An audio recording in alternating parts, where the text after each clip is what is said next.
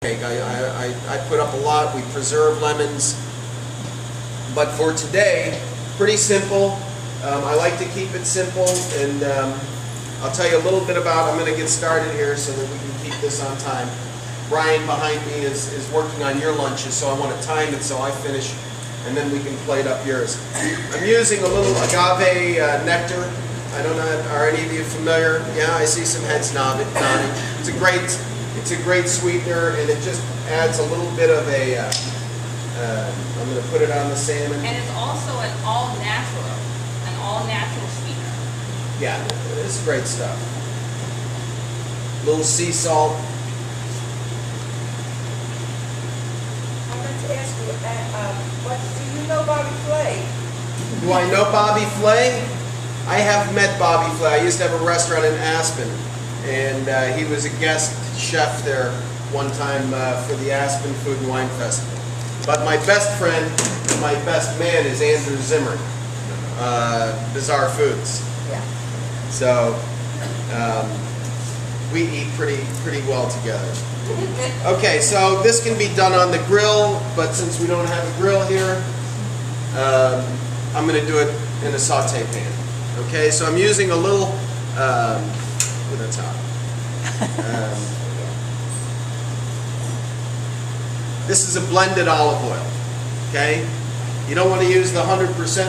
I've got extra virgin that I'll use for my salad portion of this, but I'm not going to use it for cooking because you need something that's got a high smoking temperature. As you can see, this immediately started smoking. And olive oil is a monounsaturated fat, so it's a fat still, but it's a good fat. Can you turn the exhaust? So it actually helps to improve your lousy cholesterol, that LDL that your doctor keeps telling you about. It helps to lower your LDL, and it actually helps to improve your happy cholesterol, which is your HDL. See? I told you we're a good team. So I want to tell you,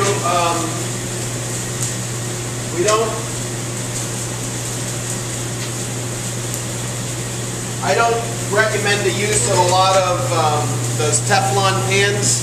As you saw, that fish did not stick to the pan. Okay? So I think the Teflon is just unnecessary unless you're making crepes or an omelet and you can't have anything, but otherwise the Teflon usually gets torn up from using tongs or whatever scrubbing pads. So save those just for making crepes or omelets, but don't break them out for your daily cooking. So I'm just searing this on one side, get a nice glaze on it, then we'll finish it in the oven. Now I've already grilled off the rest of it at the restaurant. So while that is going on, I'm going to make our little citrus salsa verde. So what I've done is taken the segments out of the orange. Have you ever done that? You know, you take the peel off, and then you cut the segments, and you try not to get the white pith because it's tough. So that's what I've done there with that in. I take the orange zest, which is the rind, and put a little bit of that in. We break that up. A little lemon zest. Do you all know what capers are? What? What is it? No, it is a caper plant, and it is a pickled flower bud. So it's actually the flower that is just before it's opened up, they pick them and then pickle them. So I think they're wonderful. I think they have a lot of flavor. They have an impact. It doesn't take a lot to make a big impact. Alright, we've got a little parsley, which the salsa verde is about using a lot of these green herbs. Okay, your bitter greens. Anybody who's just been through Passover has probably had enough parsley. We've served 650 Passover dinners since it started 2 days ago. Okay, so I added my parsley and fresh mint, which I think is really nice. You turn that over? Yeah. Okay. And not only does mint give Just put that down in the a oven. great flavor, but it's also good for nausea. It's also good as a digestive agent. Yeah? Yeah. All right, a little chopped scallion. Is that a question on Just put it? the whole can right in here. Yep, put it right in. How do you keep fresh, very fresh for raw? Well, there's two ways. One is have them growing in a pot or in your garden and pick as you need. The other is, don't buy large quantities. I noticed today in the grocery stores, they actually are selling fresh herbs in little packages. And there's no substitute for the fresh, so try not to buy more than you need.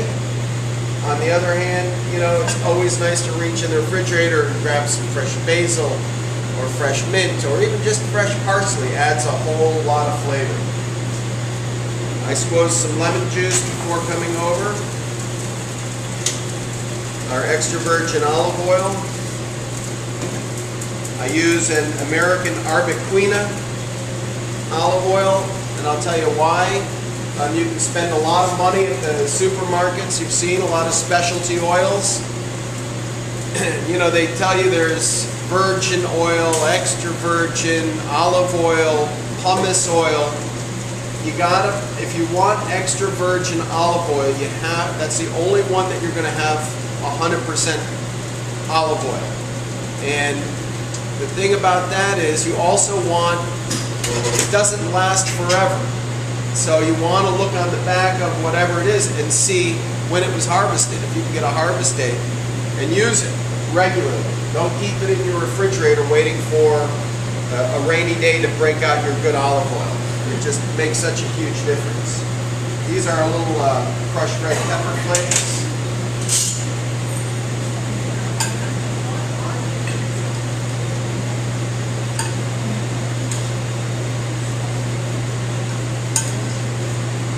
Just mix that up.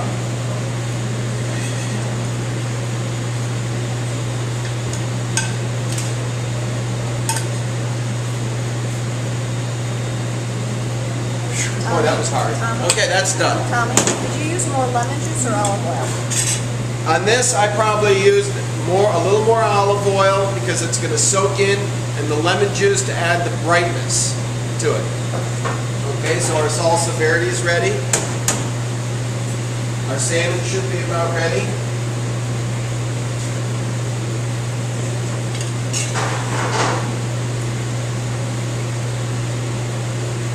Any questions? Yes? What was your olive oil blend? That was I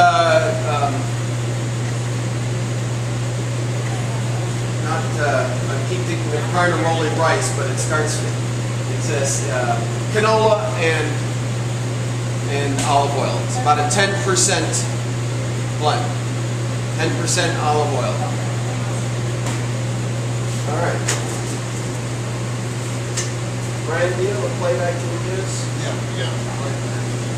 Here it is. So I'm going to show you on a plate, and then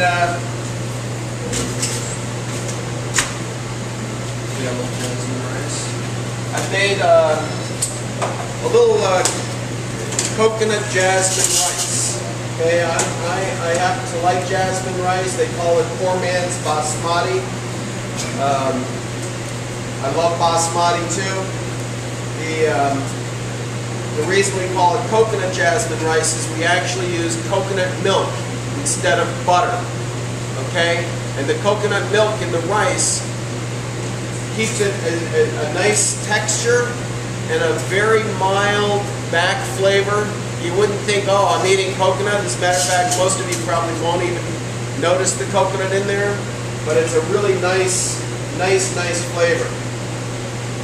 And then we just take a little bit of our citrus salsa, put it right on the top. With that, let it soak in the rice a little bit. I like that part. And I've just got what they call a little microgreens on top. And this is what you guys are going to enjoy for lunch today. Not hard, right? The hottest part was sauteing the fish. It's summertime here in Florida, almost all year round. I don't want you to spend a lot of time in the kitchen. It's got a lot of nutritional value to it. I hear salmon's good for you. Yes. very good. It's also an anti-inflammatory, so that's why we eat a lot of salmon. It also has omega-3, and omega-6 is also a part of it. So you hear a whole lot about omega-3, and it really is because it's good for you. The salmon right now is, we're getting from Alaska. It's a wild salmon, so it's a really nice time of year for us and the salmon lovers. Yes, question. Let's clear this up and then we'll play. The wild salmon and the farm raising. Wild and farm, okay, there's huge controversy, just like everything else today. You know, we found a way to farm fish, but some of there's a downside to it also, where a lot of antibiotics are used in the keeping of the fish alive and healthy, and not everybody's as concerned as you and I would be about the health of that fish. Same thing goes for our beef industry in a lot of other ways. So, you know, wild, the animal has been, living a natural life, and so, it works harder, it stores more of the good fats in its body. It's not eating pink food coloring to give it its color.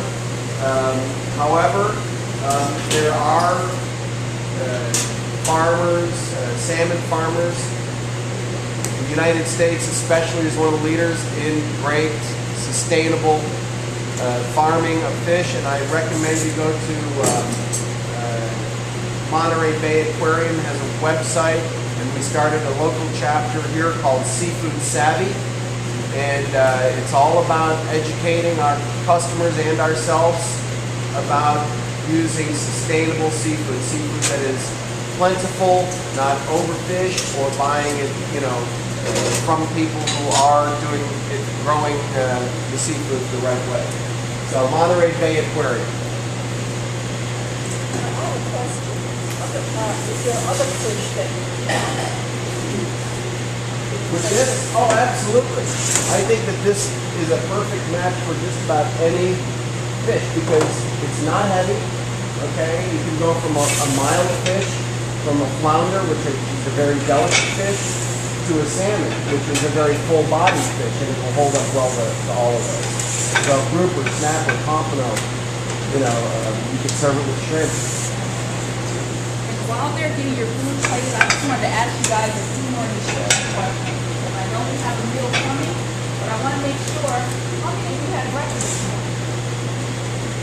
Okay, very good. Breakfast really is the most important meal of the day, and I always want to make sure that I get that out so that everybody knows. The other thing is, too, that you want to make sure that you're not going more than 4 hours without eating.